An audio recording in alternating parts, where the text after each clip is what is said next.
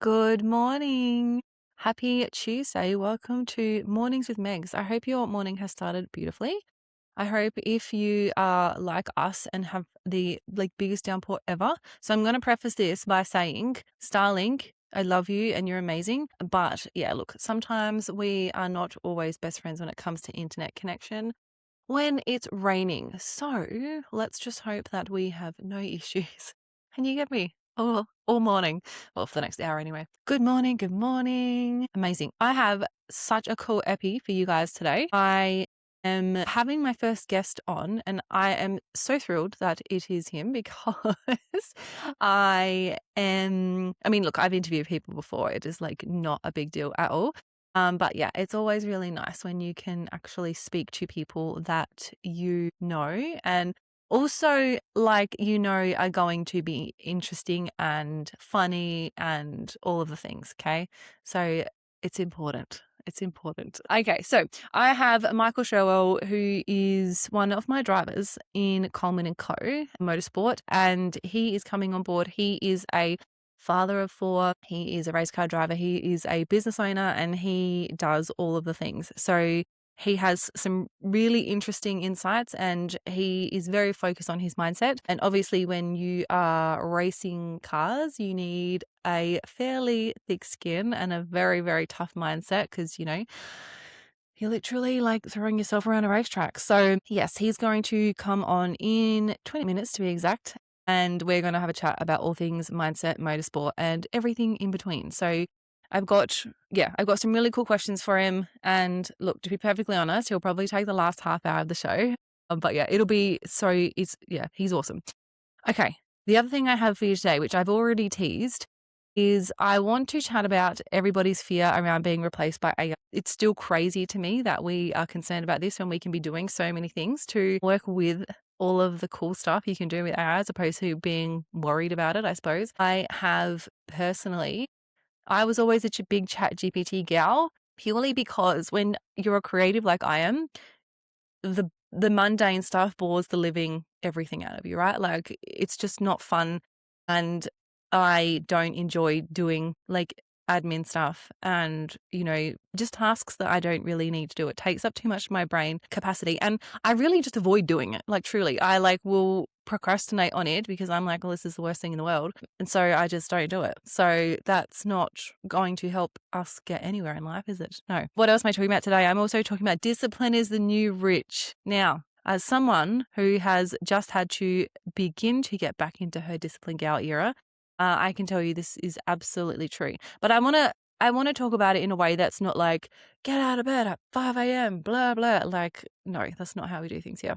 I really want to talk more about how creating discipline whereby you do the things that you say you want to do, that you tell yourself you're going to do, and how powerful it is to actually then do those things. Because if you go and say, yep, I'm off to, do these things tomorrow, I'm going to get up, right? Tell me if this resonates. So it's Sunday night and you feel like a piece of shit from the weekend and you've either gone out, you've done whatever, no judgment here. We've all had, a fun life. And then you wake up on Sunday morning feeling like absolute crapola and you're like, you know what? I'm not doing this anymore. This is it. This is my last weekend of drinking. This is my last weekend of whatever. Tomorrow, I'm going to eat well. I'm going to get up at 5. I'm going to meditate. I'm going to go for a walk. I'm going to do all these things. Okay. Monday morning rolls around, your alarm goes off, and then you're like, you know what's a no for me this morning? Tomorrow, it's Tuesday, Monday's a practice day. We'll worry about it on Tuesday. So I'm actually going to give you some tips and hacks and just things that I have done throughout my life to make me look. I was a 4 a.m. girly. I was literally like a psychopath though. I was the most disciplined, regimented person in the whole world, and it just served me so well because I was able to achieve some unbelievable things. But as my health declined, obviously I couldn't continue to do those things, which really pissed me off, to be perfectly honest. However, that's okay, right? We're getting back into our discipline gout era. And I just think and I hate this saying, so this isn't it. Let me come back to you with a better one. But it's summer bodies are made in winter, right? So right now it's the winter. Actually, the winter solstice is I think it's on Sunday or something. If Mum's in here, I'm sure she'll let me know. So we've got, the winter solstice coming up, which is the shortest day of the year. So being the summer baby that I am, right, this excites me because I'm sick. Okay, cool. I've been the sad gal coming into winter, like seasonal, I don't want to say depression, it's a little bit of a strong way, but like a seasonal like sadness because we hate the winter is so real. Like literally the second spring comes around and like you start to see like a slither of sunshine and feel sunshine on your skin, like life is just different. So anyway, God, I went off my whole ass tangent there, didn't I? Anyway, yeah, I'm going to talk about how to make that easier for yourself in these colder months when it's like 0 freaking degrees and everything sucks and you don't want to be awake because it's freezing cold, but you have to because that's just what life is. So, all right, let's get into our first topic of the day. All right, let's talk about AI. So, like I said, I was the biggest fan of ChatGPT, not when it first came out. I would even call myself a later adopter, to be perfectly honest with you.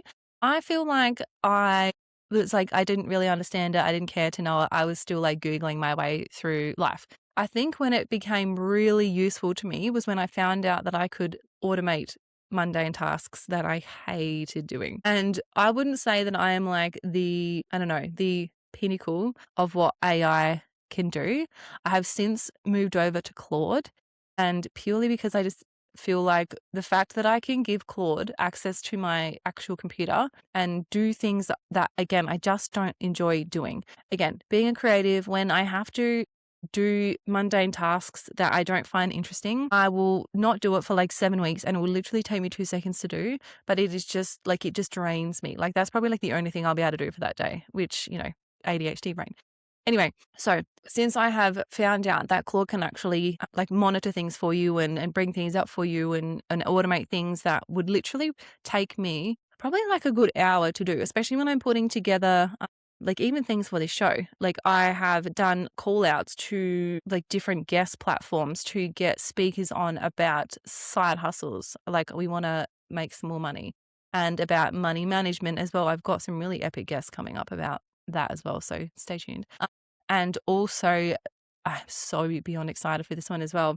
But I've actually found a online dating coach who helps people write their like Hinge bios and stuff. So anyway, I would never have found those people if I didn't have like my little Claude. I'm going to call her Claudia, I think. I used to name my ChatGPT Bob, but I think like we're like for the girls right now. And yeah, so basically I'm trying to go and scour the internet for what I'm looking for. So typically research like that would take hours. And, even looking for TikTok trends and, Instagram trends and everything, again, that would require me to go into a scroll hole. I would forget why I was even doing that. And then I would just end up scrolling for 2 hours and not even remotely close to completing the task that I initially opened Instagram for. So these things are huge. So I think the more, and what I'm going to do actually, instead of like me giving you what I do, because I don't even know if like what I do is best practice. It's probably not because like I just like hack my way through life in general, but I want to bring on an AI expert that will actually be able to help us understand what we can automate, what's safe to automate. I think that's the other thing is when you give agents like this access to certain things, you open yourself up to certain risks. So I think it's really, really important to make sure that you're, checking what it is that you're giving it access to in terms of like privacy and stuff like that, because obviously we don't want any of your data leaking or anybody, getting access to things that they shouldn't be. So everyone is so concerned about AI taking jobs and all of these things. And I see this really like a lot in the media. And look, like I sort of touched on yesterday, I had a lot of feedback about like my COVID comment and how like when super flus and like stuff like that say that they're going to come and take over the world, people believe it a lot less because we are done being scared and we're like, we're over it. So I think if we can educate ourselves and if we can even use AI to do so, because it will do, then that way we can automate a bunch of tasks that we don't want to do because it's boring as hell. We can do things quicker in our lives, which means more time for doing things that we actually want to do, as opposed to it taking a certain amount of time to do things. But more importantly, what I have found is that it literally will free up so much brain space when you literally can park 2 or 3 tasks, again, that you don't like doing or that is just like time consuming. Like you literally will feel like, even though those tasks take you like 15 minutes, you will feel like you got 2 hours of your life back because it's not just the build up it's not just doing the task, it's like the build up of it all as well. Because, you know, whether you're like me and you set like specific times to do things, like I check, you know, PR portals and what's trending in the media and stuff like that for one of our clients. I'll do that at 3 p.m. every day just to kind of see what's trending, what's going on, what we can put in forward for, all those sorts of things. But it's probably like a half hour, like it takes me about half hour to do, which is like not that long. However, now I've automated it and I've told it to look for what I want it to look for. And I like when I first implemented it, I definitely went through and just vetted what it was that, you know, the answers were coming back, and I was just to make sure that nothing was missed. And it actually picked up on things that I didn't pick up on. So again, because it's, you know, a robot, it's designed to, you know, be 100% accurate in terms of like you feeding it the information and you telling it to, you know, what to look for. It has to come back with those results. So if you are on the fence about AI, if you are just using it as a search engine, I really encourage you to do some research about it. And again, tell it what research, like tell me what you want to know about it. Like it will come back and it will tell you, and just look at what can be done to make your life simpler. So there are a bunch of studies out there about how people are really terrified of, you know, AI taking their jobs. And there is, in terms of unemployment, right? If you look at the unemployment rate and if you look at the skill shortage, look, let's just take Australia. And I can relate to, there's one particular industry, and I'm going to be super mindful about what I'm going to say that this is. But basically, it will require you to, like, it's a driving role. I don't think I'm moving too much away here. So it's driving role. And so it is like, it follows like particular routes, like every single day. It can, like, it has to, start, stop. Sure, if you're following along, you know what I'm talking about. Or if you're in this industry, you're like, yeah, she's talking about me, right? Massive shortage of staff wanting to do this particular role. Okay. But on the other hand, you've got people terrified because there's these self-driving cars out there, like taking Uber jobs and stuff like that. If you want to work, the work is there for you. And if you want to learn more about AI so that you can then make yourself irreplaceable, you can do that too. Now, what I love, like love in this space, and this is why I think I was like I was never really too concerned about what AI was going to do for people like me, I guess, because my role in life requires me to show up, okay? Whether I am at the racetrack or I am on site doing a strategy meeting or I'm creating content or like whatever, okay? As good as AI videos are now getting, and don't get me wrong, like I have to double take some of these and I'm like, God, is that a real person? Or like, you know, it's getting good, okay? But nothing is ever going to replace our human connection and our personalities and everything that makes us us. So if you can really flip the coin on how you fear AI and instead be like, holy shit, I can get so much time back in my day by automating a bunch of tasks that I bloody hate doing anyway, right? Your life becomes simpler. You literally learn, and like as you go as well, in terms of like what can be done. Like it's just the craziest thing in the world. So headlines, look, the media in general is designed to make us a teeny bit worried about life. So I encourage you to, do your research, try smaller tasks if you haven't been exposed to it before. Do not use it to compose emails and social captions without like checking it. I mean, look, it's getting really good, but it's still like, for me, I can literally, if there was a game show that was like AI or not, and if you're listening, any media station, I will host this. AI or not, I would rate my skills in being able to tell. Okay. So anyway, don't fear it. Work with it. Automate the tasks you hate doing and just make your life a lot easier. Okay. All right. Next thing we're talking about this morning, discipline is the new rich. We've gone through the era of motivation. Okay. Just being told to stay motivated or trying to get yourself motivated or doing any of those things is just, it's not enough these days. And unless you're someone that implicitly follows every single thing you say you're going to do, down to like, you know, going to bed at a certain time and reading books and all of the things. Now, I think we swung a little bit too far one way. You like have a look at if you've ever done the 75 hard challenge. I have done it. I have not completed it. I have started it several times. Out myself a little bit here. I've started it several times. Now, I followed that. I reckon it was like New Year's, not, God, it was probably a couple of years ago now.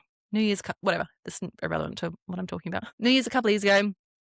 I started it on January 1st. I was home at New Year's. I was not away. I was not drinking. I was, in bed by Lord knows what time early. And I was like, you know what? I'm so done with my life, right? I don't like the way that I look. I don't like what my mindset's doing. I don't like any of this stuff.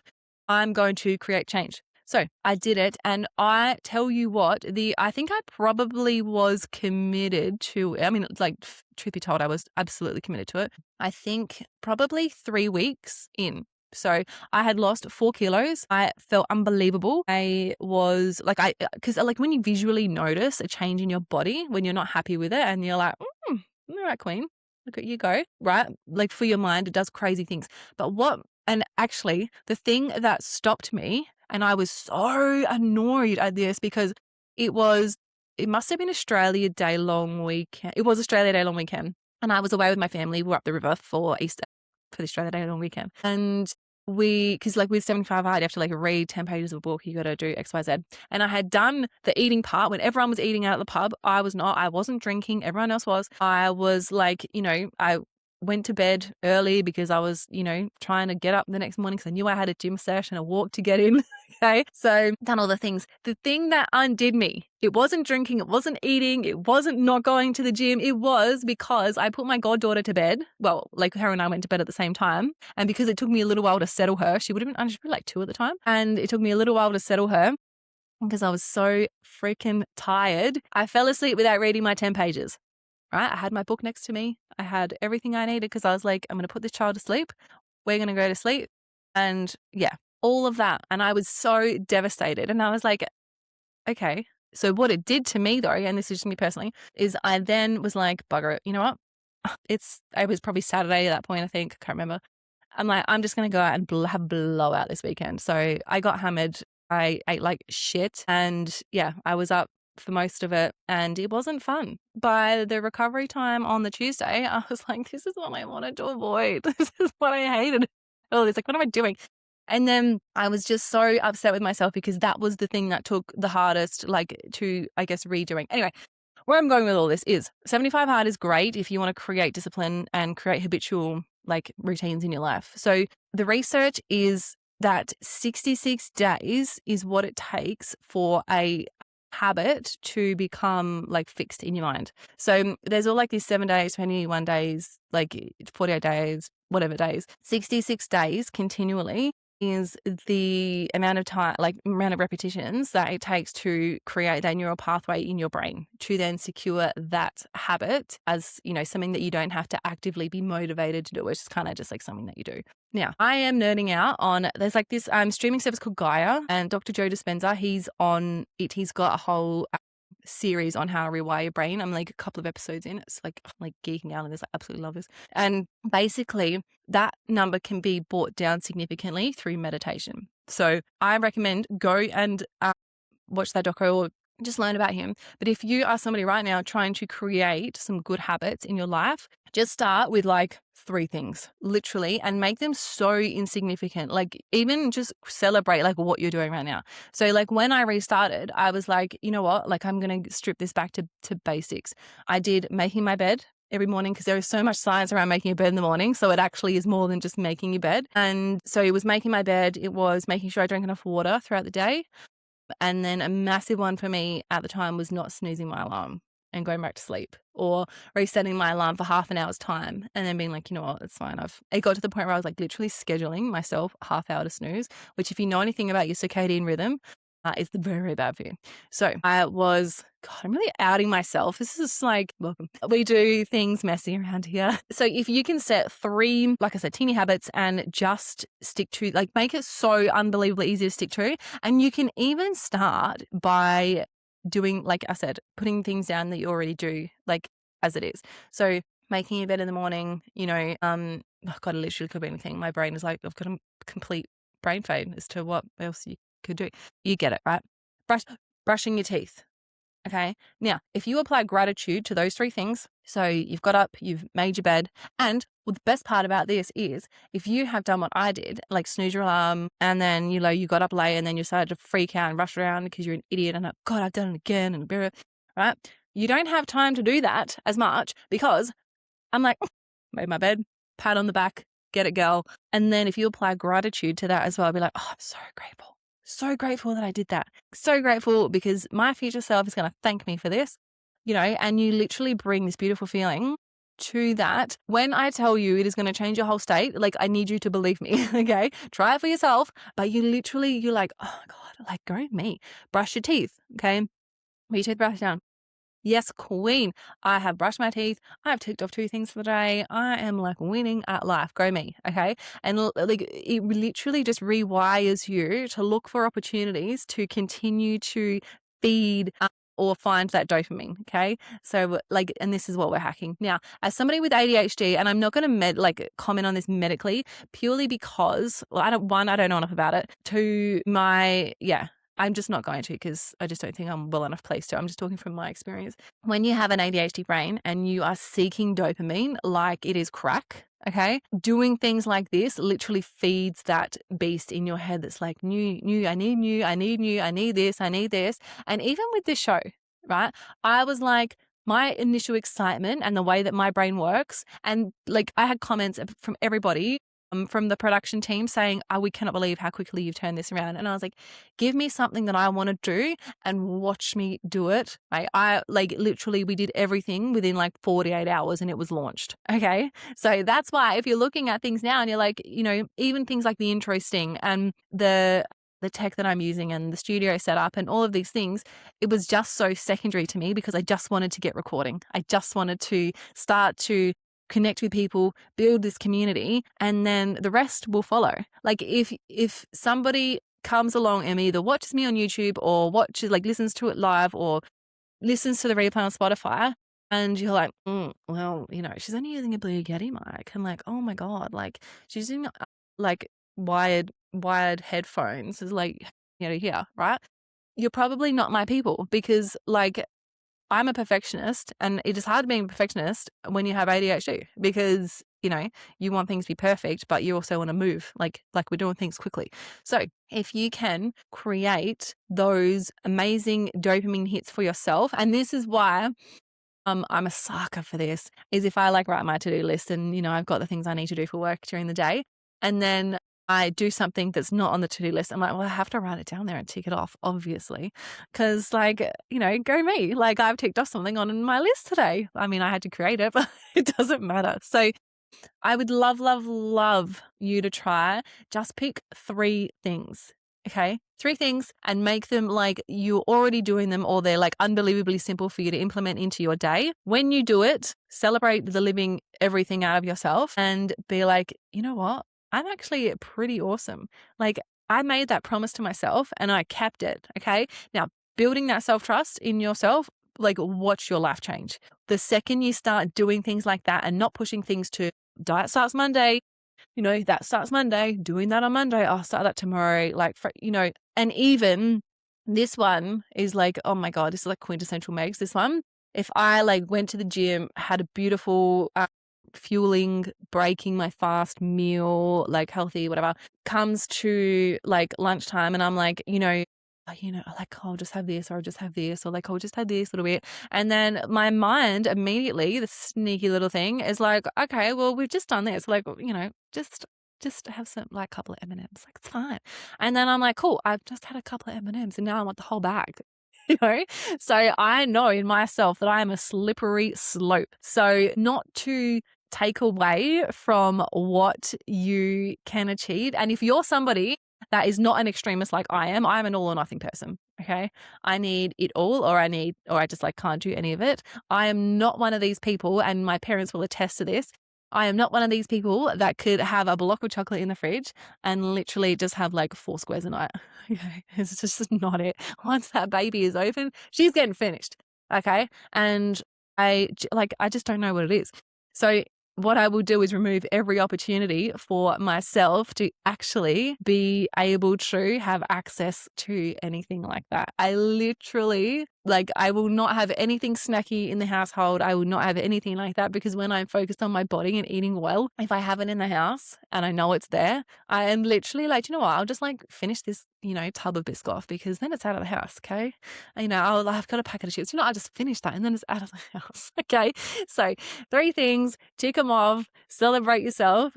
And please tell me what they are. I'm like so fascinated with people's habitual brain things. I need to hear all of your examples of this. So, all right.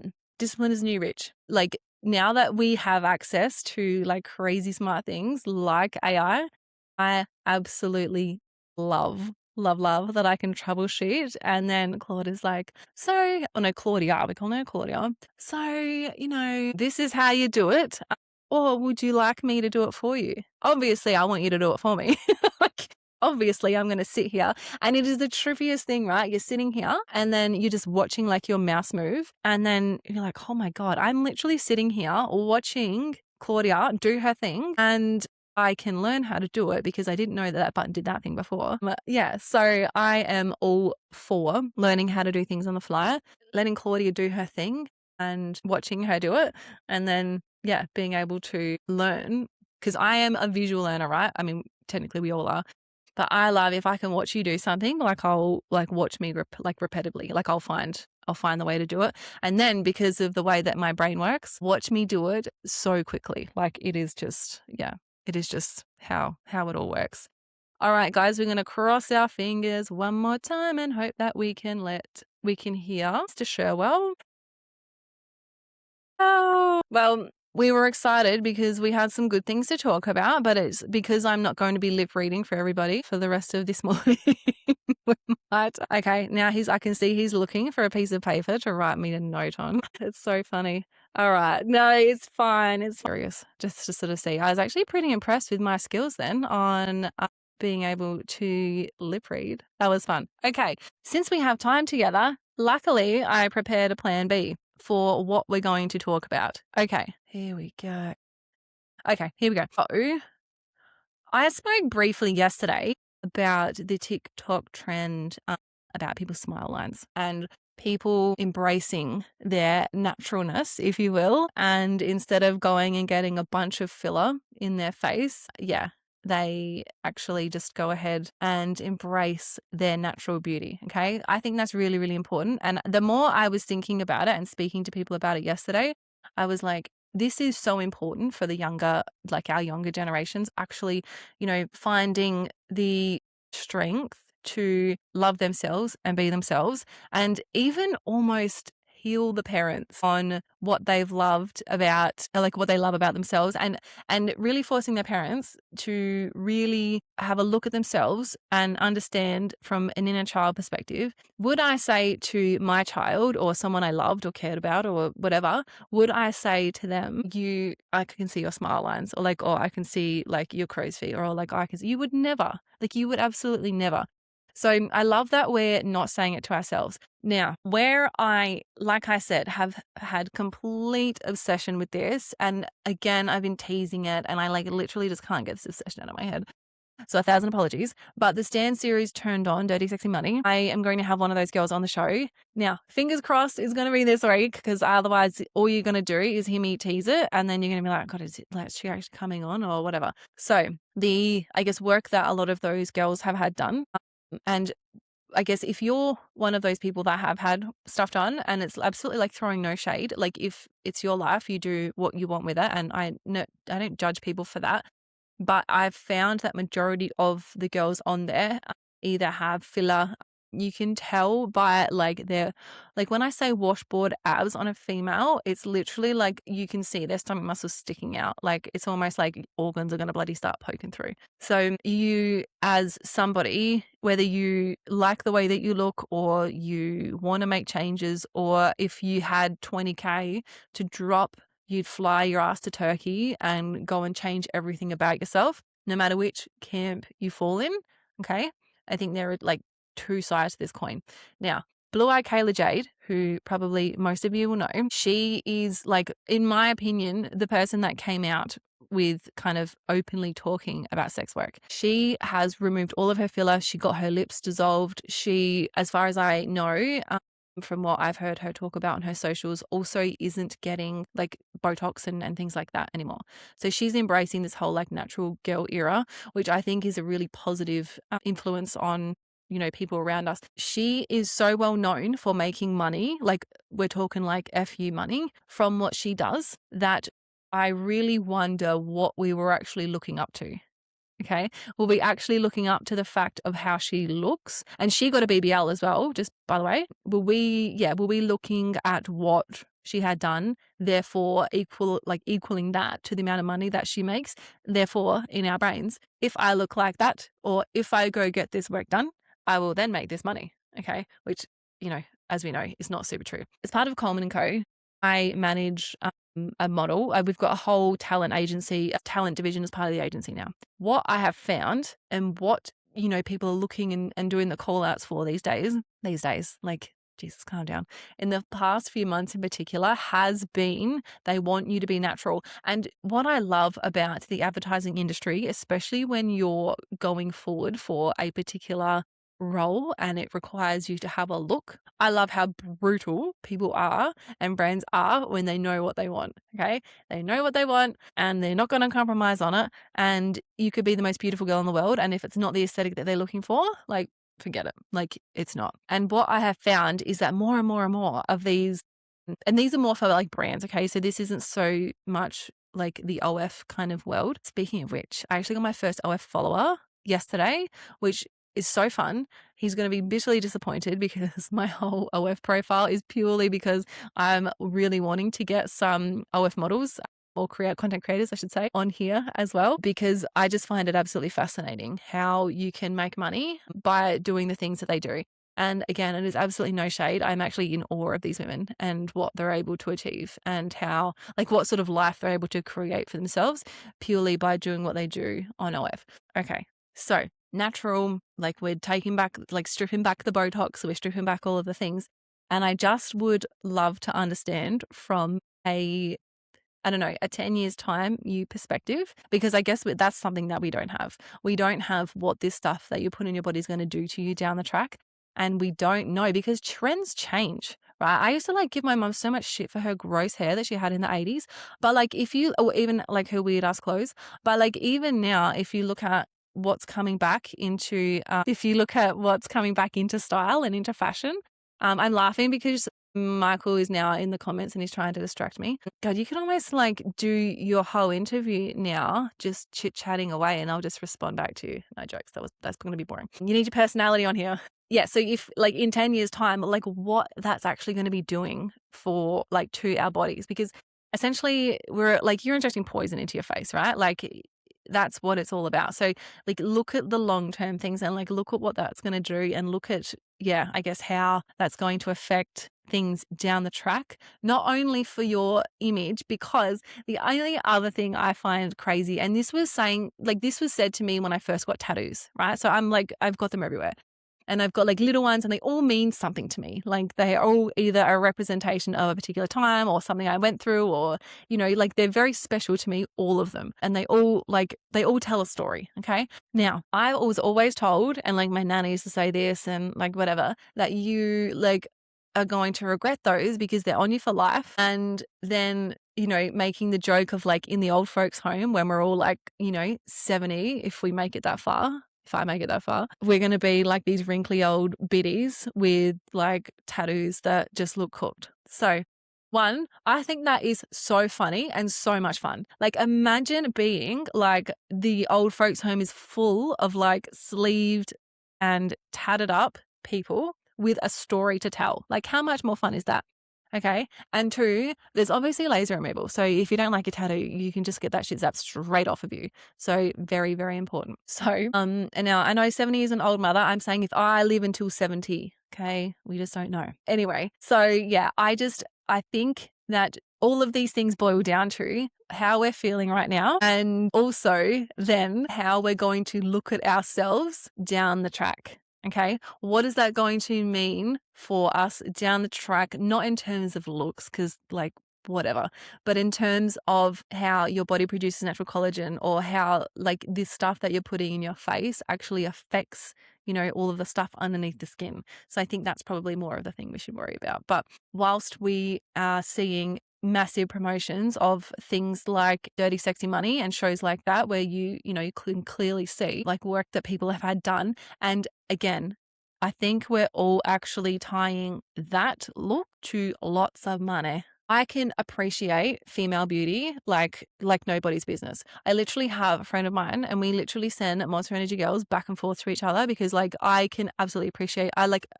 have a talent agency, for Christ's sake. I understand it. I can appreciate it. Okay. I guess the only thing from my perspective is that I don't want my goddaughter or my, the girls in my life to look at that and think that is the only way I can make money, to like look at that and think that's the only thing that's going to make me successful. That's the only thing that's going to make me beautiful, because obviously that's going to have an unbelievably negative effect on our minds. It's just, yeah, it's not it. So I would love your opinions on that. I would love your opinions on OF. I guess if you're making money on OF, please, please, please contact me. Like I'm dying. Like I need to interview you. Like I want to get this out in the open, because I just think like the business women, you're just amazing. So yes, attitude and personality are absolutely everything.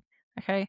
So that is just life in general. And that's why the whole AI revolution thing, like that's one thing you can't replace is your attitude and your personality. Like I can't put that into a robot and say like, go be Megs for the day. Because let me tell you right now, I've already said how expressive my face is. If you're close to me in my life, you literally like can tell by my face, and people will always tell me this. And Mickey's actually one of these people that will do that, because I will agree with him and I don't agree with him, but my face says what I'm not saying. And so he's like, oh, well, you don't agree with that. So obviously my mother will do the same.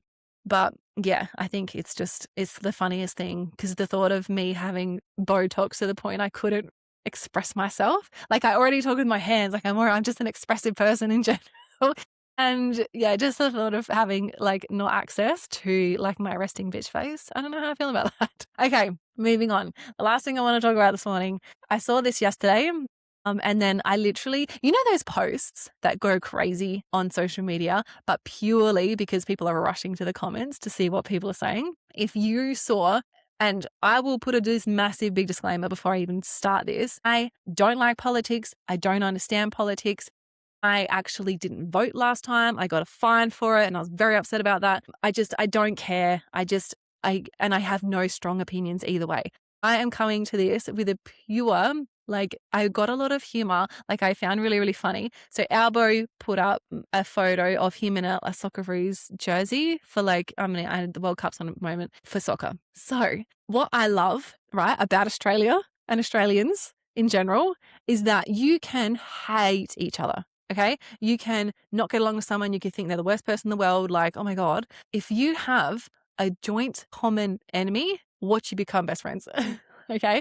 Now I witnessed that because I'm pretty sure Cosy actually shared it, and that was how I saw across it. So he's put on this post saying, Australia behind you, or like I'm behind you, or whatever I can't remember what he said. And it's got him like a photo of him in a jersey, an Australia jersey. I'm pretty sure that's what you call soccer tops, whatever. And then in the comments section, it was like a barrage of like, if the other team wins, I'm sure you're going to change. And like, if this like happens, and it's literally like, it is absolutely obliterating him as a leader and as, like as somebody who is leading our country, because people disagree so much with his policies. And that is what I absolutely love about our culture is Australians, like, and I'm speaking quite generally here, obviously, but like, we love very, very similar things, I suppose. So we like, people call us uncultured, but like, I think that when you think of things like Australia Day, and I know there's controversy around that, and I'm not interested in discussing that, but, barbecues in your backyard cricket in the summer, being absolutely fried and obliterated from our hot Aussie sun and everything like that. We have like rituals and traditions and things like that. Our Santa always has a beer typically. Like, we come together over really, really cool things. And I just think it is so funny that you can dislike somebody and everything that they do, but yeah, if you have a common enemy in like a mutual common enemy, like what you join of the two. So I don't know, I might actually get somebody to, and I don't want to talk about politics. Do not, like, I have absolutely no interest. Like I said, I don't know if I should know more about what policy each of these quote unquote leaders are trying to like bring into our country. I probably should, I guess. But I don't understand how a man like him can cop comments continually like that. And I stopped scrolling because I was like, there are like a billion of these comments. Like I actually can't even read all of these, and none of them were positive. So in my head, I'm like, what the hell gives you the strength to carry on? Like, I've already talked about like my first hate comment. Like, I'm really scared. Like, I'm sure it will come, and I don't want to put it to the universe. I just want everyone to be like, peace, love, and flowers. Like, Megs, you're awesome. Okay. But I know I'm not going to be everybody's cup of tea, and I'll probably get some sort of like hate comment, I'm sure.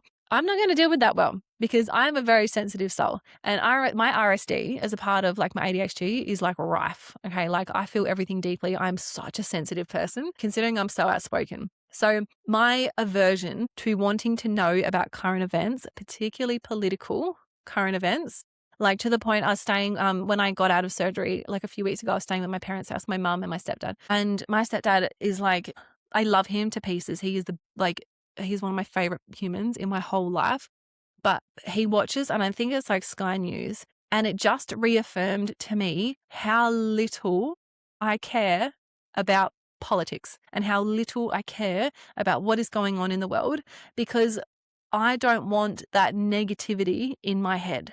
Because again, like going back to like COVID times when I sat there in my bed and I was just terrified. I was like I'm going to lose my job. I'm going to like have to sell my house. I don't like what's going to happen to my family, like all of these things. And again, because it was so rife and it was just so scary at the time.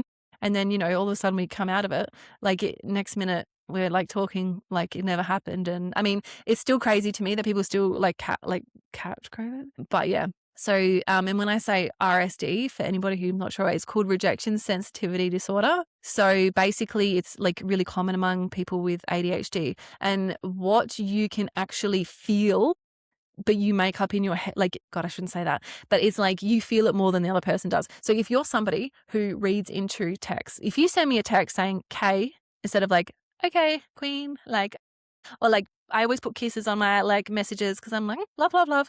If you are direct with me, immediately I'm like, do you not like me anymore? Oh my God, should I message them back? Oh my, right. And I am one of these people, which again, Claudia has solved for me his email writing, because I'm like, I like to be expressive in my emails. So I'm like the exclamation mark queen. I'm like, yep, done that. Can't wait for this. Yep, can't wait that, blah, blah, blah. Exclamation mark all over the place. However, it may not always be professional coming across that way. So I really need to kind of check myself a little bit. So now when Claudia writes my emails and I can just check them and be like, yep, that sounds like me. I would write that. I'd put 3 exclamation marks there, smiley face there, whatever. But, it's just not needed. And it's just fluffy words that is just not. So RSD is really, really common with women in particular with ADHD. So yeah, if you say like in a work standpoint, right? If you tell me you don't like something about my work, or if, being a creative again, if I'm creating content and the client's like, oh, that's not quite it. Like my brain treats that piece of information like I've just been shot and life's over for me. Everyone hates me. I suck at everything I do. Like, why would I even bother trying? Like what, right? So it is brutal. Like, it can be brutal, but again, like not all thoughts in our head are real. Like your brain lies to you a lot. So yeah, it's just one of ways keeping. However, I can't deal with fear-based living. I can't listen to these shows as a millennial and be like, okay, like I get that there's massive stuff happening abroad. I totally get that. But, and I guess there's one thing that really does bother me and really does affect me, and I do think about it a lot, is our troops that get sent, overseas to do things. Because, if you're in like army, Navy, Air Force, anything like that, and you're fighting for our country, then obviously I care about that and I would support anyone like that, because I just think, you're just a brilliant human being. However, if I think about like fuel prices, and if I think about the cost of living, and if I think about all of these things in a way that isn't like, okay, here's the information, what am I going to do anything, like, do I need to do anything differently about it? Okay. So fuel prices are going up. Okay. Maybe I won't drive 25 minutes to my favorite smoothie place every single day to buy a smoothie. Okay. I can save petrol that way. Right. And I really don't like doing that, to be fair, because, oh my God, I love her smoothies. Anyway, side point. If you live in Adelaide, go to Crave in Gawler, Crave Fast Nutrition, and tell Kirsty that, do you know what? Order the Biscoff and then go in there and tell Kirsty, this is from Megs. She'll love / hate you. Anyway, so there's the things that we can do. And same deal with, the cost of living going up and, shopping prices and stuff like that. I've never really been that great at like budgeting. And that's why I want to get somebody who is a finance whiz on here, because I think that budgeting, in the sense of like budgeting is so limited, like it's a really limiting thing. So if we can retrain our minds to think about, well, like I can't do this next week because, my money's got to go here, right?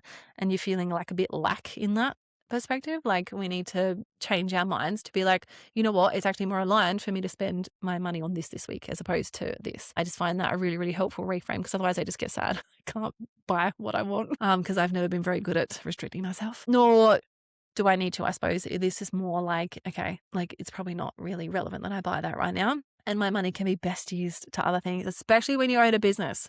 Like if you want the fastest way to like kill your spirit and make you like question who you are continually and worry about money coming in all the time, not all the time. That's a bit of an exaggeration.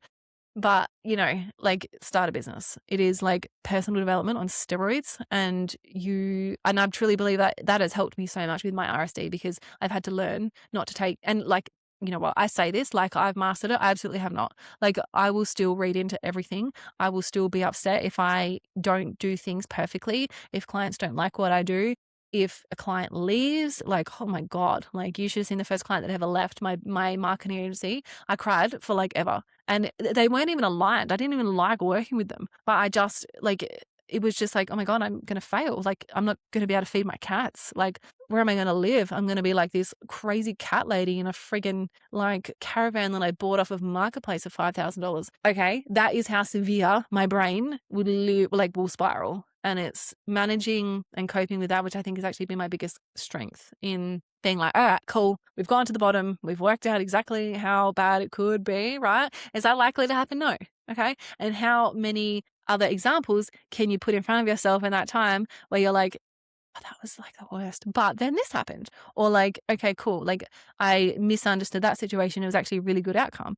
Or like mine, like for example, a client left the agency, again, wasn't aligned, didn't enjoy working there, but I didn't have time to do anything else. And then that time, right, I remarketed, pivoted my strategy, and then all of a sudden I had an influx of unbelievably amazing, beautiful people that I wanted to work with. Like it was, yeah. So it's just these small shifts that can absolutely, absolutely change it.